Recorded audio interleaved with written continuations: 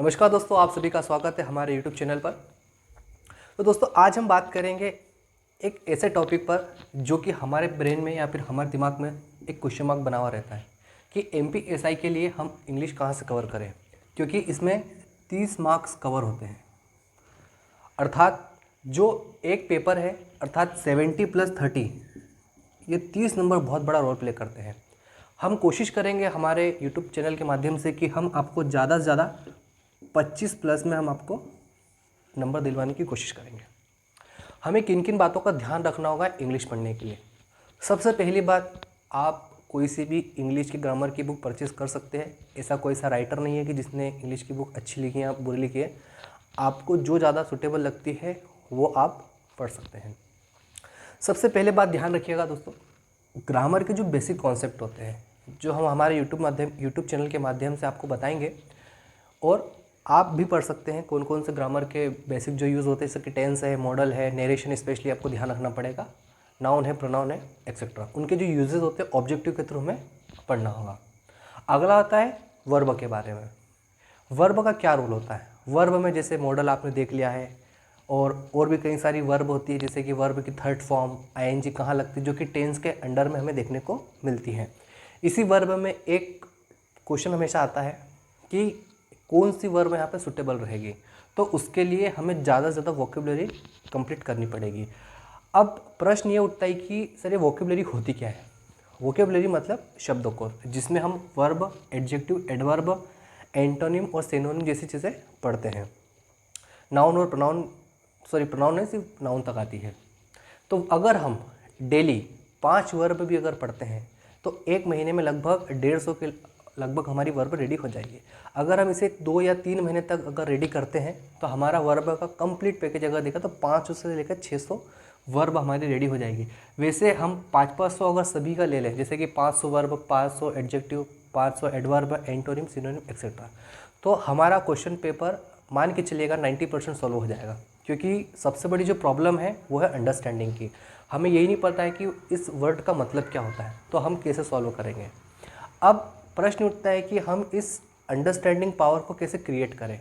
तो उसके लिए सबसे ज़्यादा ज़रूरी है कि आप कितना इंग्लिश को रीड कर रहे हैं। आप प्राइमरी स्कूल की बुक्स भी उठा सकते हैं इंग्लिश की, जिसमें स्टोरीज़ रहती है। जब तक आप रीडिंग नहीं करोगे तब तक आपका ब्रेन वर्क नहीं करेगा, अर्थात समझने की कैपेसिटी नहीं रखेगा। आप चाहे जितने भी ऑब्जेक्टिव लगा लीजिए, कोई फ़ायदा नहीं है। आप चाहे कितनी भी ग्रामर की बुक उठा के पढ़ लीजिए, कोई फ़ायदा नहीं है। आप चाहे कितने भी ऑब्जेक्टिव छुड़ा लीजिए, ग्रामर छुड़ा लीजिए, चाहे कितनी भी क्लास लगा लीजिए, कोई भी रिजल्ट आपको नहीं मिलेगा जब तक आप अपने लेवल पर रीडिंग नहीं करेंगे। अब आप क्लास भी जा रहे हो, यूट्यूब चैनल भी देख रहे हो, उसके बावजूद भी आपको इंग्लिश नहीं आ रही है। क्या कारण है? उसका कारण सिर्फ और सिर्फ रीडिंग पावर है।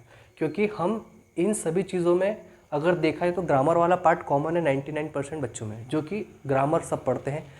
हमें क्लास में भी ग्रामर ही पढ़ाई जाती है, लेकिन कमी अगर देखी जाती है तो वो होती है रीडिंग में और वर्ब पे, अर्थात आपके वर्ड्स कितने स्ट्रांग हैं। अगर आपकी वोकैबुलरी बहुत अच्छी है तो यकीन मानिए आपका रीडिंग पावर बहुत अच्छा हो जाएगा। अगर आपका रीडिंग पावर अच्छा हो जाएगा तो आपको सेंटेंस समझ में आएंगे। अगर आपको सेंटेंस समझ में आने लग जाएंगे तो किसका यूज़ कहाँ पे हुआ आपको ऑटोमेटिक पता चल जाएगा। क्योंकि रीडिंग पावर से ही आपकी ग्रामर स्ट्रांग होगी, उसके पहले आपकी ग्रामर स्ट्रांग नहीं हो सकती है। उसके बाद हमें ध्यान रखना है कि रीडिंग पावर, हमारे वर्ब, हमारे एडजेक्टिव, एडवर्ब, एंटोनिम, सिनोनिम जो भी हमें लिखा है, अगर आप उसे अच्छे से रेडी कर लेते हो उसके बाद फाइनल में आप ऑब्जेक्टिव लगाइए। क्योंकि ऑब्जेक्टिव लगाने की जो प्रोसेस होती है दोस्तों वो आखिरी में ही होती है।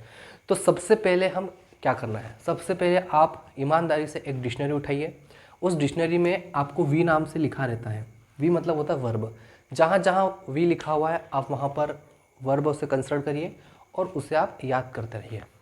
उसे याद करने से आपको फ़ायदा ये मिलेगा कि आपको नई नई वर्ब मिलेगी और आपको पता चलेगा कि इसका मतलब क्या होता है। उसके बाद आप एडजेक्टिव देखिए, उसके बाद आप एडवर्ब देखिए, फिर फाइनल में आप एंटोनिम और सिनोनिम देखिए। अगर मैं बात करता हूँ कि एंटोनिम और सिनोनिम में सबसे ईजी वाला पार्ट क्या होता है, तो सबसे ईजी पार्ट होता है आपका एंटोनिम, क्योंकि उसमें आपको अपोजिट वर्ड बताना होता है। सिनोनिम में अगर हम बात करते हैं तो एक शब्द के कई सारे सिनोनिम हो सकते हैं, तो यहाँ पर जो सबसे डिफ़िकल्ट पार्ट होता है वो सिनोनिम होता है। लेकिन देखा जाए तो एंटोनिम और सिनोनिम की आराम से याद कर सकते हो, कोई दिक्कत नहीं आएगी। एंटोनिम सिनोनिम जो है आपको याद करने से, प्रिडिक्शन करने से, रीडिंग पावर से, साथ ही साथ ऑब्जेक्टिव सॉल्व करने से आपको पता चल जाएगा।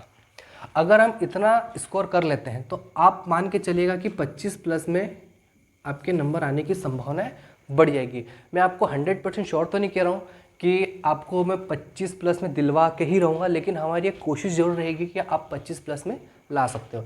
जैसे किसी के नंबर अगर मान लीजिए कि मिनिमम भी अगर बात करते हैं, अगर किसी के 15 नंबर अगर आते हैं, अगर वो इस प्रोसीजर को अगर सॉल्व करता है तो मैं दावा करता हूँ कि उस व्यक्ति के नंबर 6 से 7 बढ़ जाएंगे, जरूर बढ़ेंगे। और अगर किसी के मान लीजिए कि 20 आ रहे हैं तो 25 प्लस में ज़रूर नंबर लेकर आएगा। और इंग्लिश में अगर आपके 25 प्लस में आ रहे हैं तो आप ये मान के चलिएगा कि आप बहुत अच्छा स्कोर कर रहे हैं। 25 प्लस में क्यों मैं बोल रहा हूँ, 30 इसलिए नहीं बोल रहा हूँ क्योंकि 5 नंबर जो होते हैं वो अनसीन पैसेज के होते हैं, और अनसीन पैसेज पूरी तरह से डिपेंड है हमारे रीडिंग पावर पे। अब सर आप बार बार रीडिंग पावर पे क्यों फोकस कर रहे हैं, उसका कारण ये है दोस्तों, क्योंकि हम कितनी स्टेबिलिटी से, कितनी कंसिस्टेंसी से किसी पैराग्राफ को पढ़ते हैं ये बहुत मैटर करता है। क्योंकि हमारी MPSI की एग्ज़ाम जो है वो ऑनलाइन है, ना कि ऑफलाइन है। ऑफलाइन में हमारे पास पेज होता है, हम उसको जैसे स्क्रॉल करके स्किप करके हम उसे टेढ़ा मेढ़ा कर सकते हैं, बट ऑनलाइन एग्ज़ाम में हमारे पास ऑप्शन नहीं होता है। स्क्रीन पे हमारे सामने एक पैराग्राफ लिखा होता है और हमें उसे समझना होता है। दूसरी बात, अगर आपका रीडिंग पावर अच्छा है, आप कंटिन्यू 15 से 20 मिनट, अर्थात कह सकते हो कि आप अगर 30 मिनट भी अगर किसी स्टोरी को अगर आप पढ़ रहे हो तो एग्ज़ाम हॉल में आप 15 मिनट इस अनसीन पैसेज को दे दीजिए, आपके 5 में से लगभग 4 प्रश्न आपके तैयार हो जाएंगे। अब एक नंबर कहाँ गया, वो एक नंबर आ गया आपका एंटोनिम या फिर सिनोनिम में, क्योंकि हमेशा आपसे एंटोनिम और सिनोनिम अनसीन पैसेज में पूछते हैं। एक और क्वेश्चन आता है, उसमें लिखा हुआ रहता है कि इस पैसेज का टाइटल क्या है, और अगला क्वेश्चन आता है कि इस पैसेज का कंक्लूजन क्या है। ये 3 प्रश्न हमेशा हमें खतरनाक लगते हैं। सिर्फ 2 नंबर हमारे अनसीन पैसेज में आते हैं 5 में से। अगर हम इस प्रोसीजर को फॉलो करते हैं तो 5 में से 5 या फिर 5 में से 4 नंबर आप स्कोर जरूर करोगे दोस्तों। तो उम्मीद करता हूँ कि आपको ये इंट्रो समझ में आया होगा, और अगर आपको कुछ भी अगर डाउट लगता है तो आप कमेंट में लिख सकते हैं और हमें बता सकते हैं। हम कोशिश करेंगे कि आपके डाउट्स को क्लियर करें। Thank you.